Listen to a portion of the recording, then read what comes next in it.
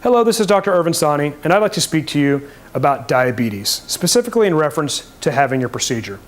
If you're a diabetic, you already probably know quite a bit about diabetes. There's a couple of basic types of diabetes, type 1 and type 2. Type 1 is when your body is unable to produce insulin and basically regulate your blood sugar, and oftentimes this type of diabetes starts at an early age. The more common type of diabetes is type 2 diabetes, and this is from insulin resistance, oftentimes from people becoming overweight and their body simply becoming resistant to a normal level or even an elevated level of insulin in their body.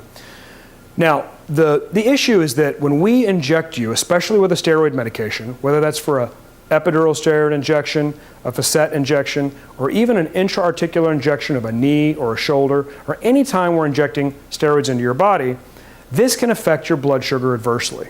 Now, this certainly isn't going to affect your blood sugar in the same way that injecting steroids either into a vein, IV, or even intramuscular. These are a systemic method of injecting steroids. And then, of course, you can also take steroids by mouth. Again, that's systemic. The intention is for the steroid to go throughout your entire body, into your bloodstream, and be distributed throughout your body.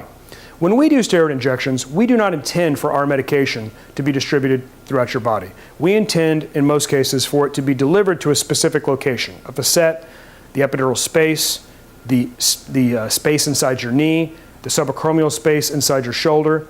But ultimately, some of this steroid can bleed out and can end up in your bloodstream. That can cause your blood sugar to spike. So it's important, especially if you're a brittle diabetic or a person who has great difficulty controlling your diabetes tightly, that you're aware that injecting steroids, even though it's a local injection or intended to be a local injection, can affect your blood sugar. You're going to want to monitor your blood sugar much more aggressively. If you check your blood sugar once a day, you might want to check your blood sugar more often, especially if you get an elevated reading. And if you get an extremely elevated reading, it would be important for you to either contact our office, your primary care doctor, or even go to the emergency room. You can expect to have difficulty controlling your blood sugar for about 24 to 48 hours. And that's usually in someone who has extremely severe diabetes that's difficult to control. Anything beyond 48 hours is probably not a result of the steroid. If you have any questions about this, please contact our office.